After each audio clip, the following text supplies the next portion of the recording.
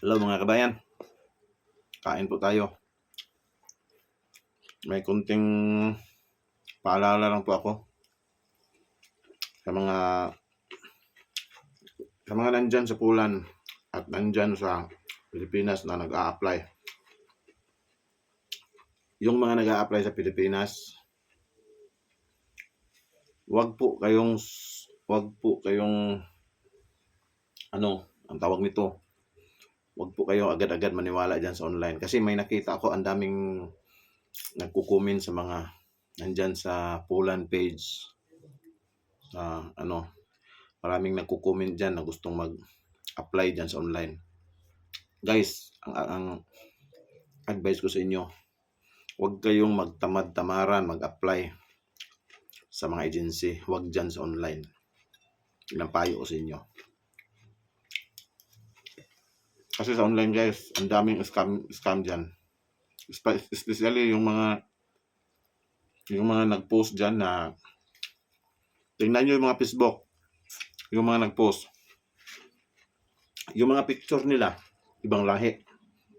Tapos yung salita sa post nila, Tagalog. Tapos nakalagay direct. Walang gastos. Huwag kayong magpadala niyan. Tapos yung ibang Facebook, nakalock. Hindi nyo makita, hindi nyo mabuksan. Isa lang ibig sabihin yan.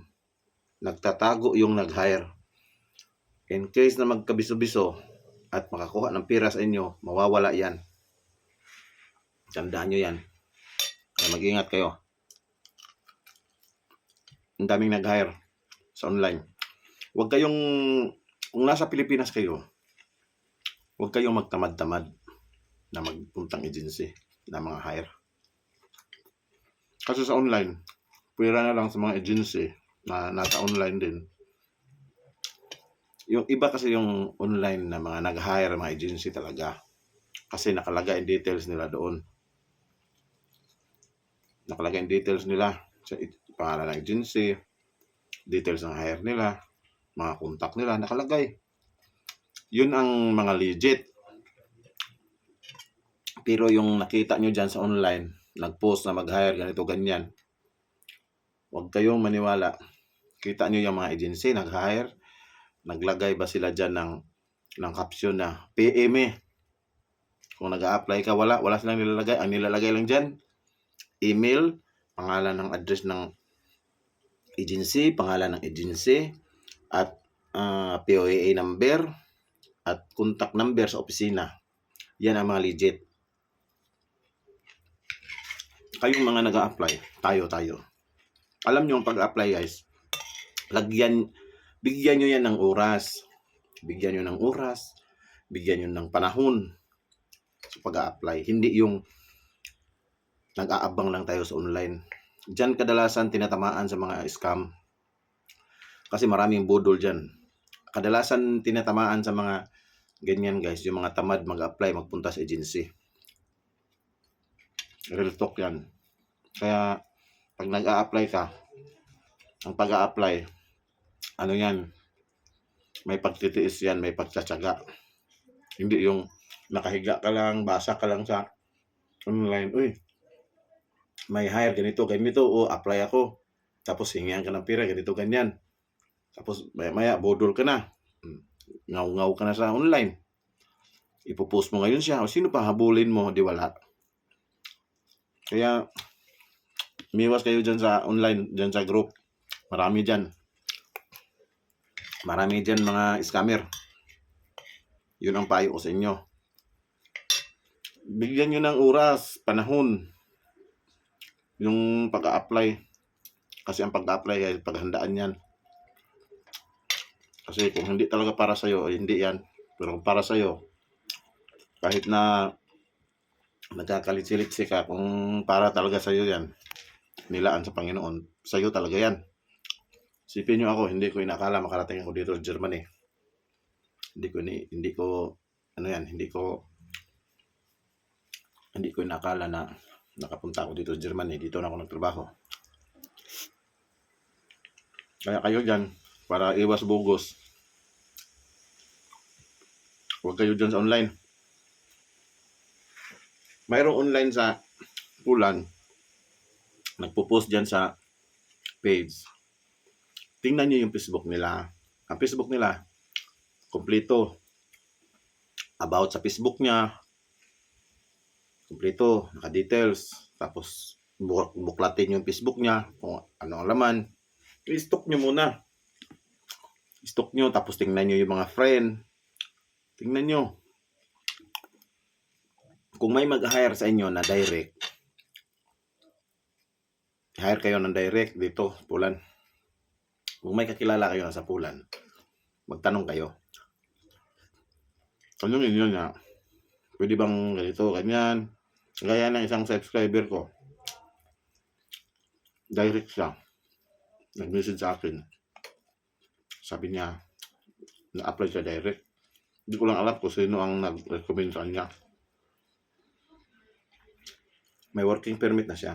Pinakita niya sa akin kung legit ba daw ang working permit. Ngayon, hindi ako makapag-desisyon. Sabi ko, ipakita ko na lang sa opisina. Ngayon, pinakita ko sa opisina. Sabi ng opisina, oh legit yan, kilala ko yan. Yung company na yan, tsaka may-ari, kilala ko. Sabi ko sa kanya, legit yan. Pero hindi ko sinabi na sa mga gastos, bahala na sila doon.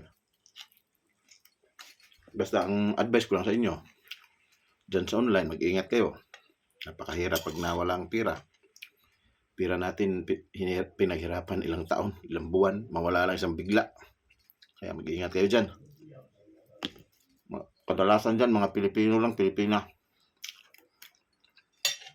Yung mananaga, mga walang ano ba, mga walang kaluluwa. Kaya, ingat po kayo dyan, mga kababayan. Hindi na sana ako mag-video, kaso lang, ang dami ko nakikitang nagpo-post na mga scammer. Nagko-comment agad ako. Sabi ko, mag-ingat kayo sa online hiring.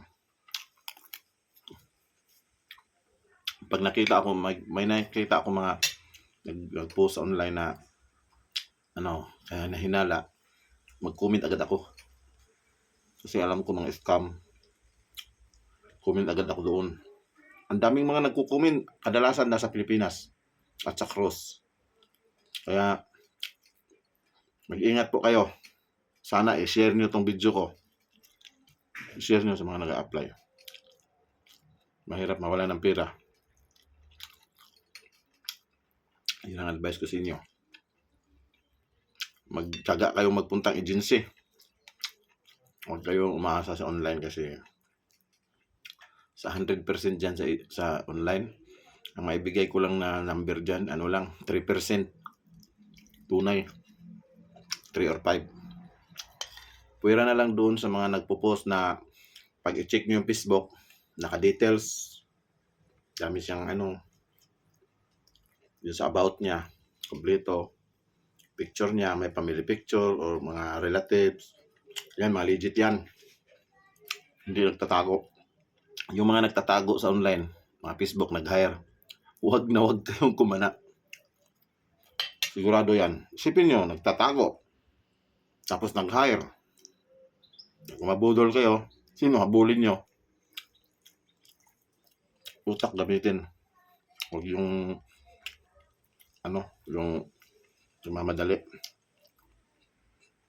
Kasi hindi to hindi to karera ang pag-a-apply. To step by step. Kaya yun lang ang masabi ko sa inyo, guys. Mag-ingat po kayo, i-share niyo yung video ko sa mga kaibigan nyo na nag-apply, or i-share niyo sa mga page para ma-aware yung mga nag-a-apply na nasa Pilipinas. Kasi ang tinataga talaga sa mga scammer, yung magko-cross country at yung nasa Pilipinas na direct kunwari. Kasi yung mga nandito na, hindi na basta-basta yan mataga nila kasi nandito na eh.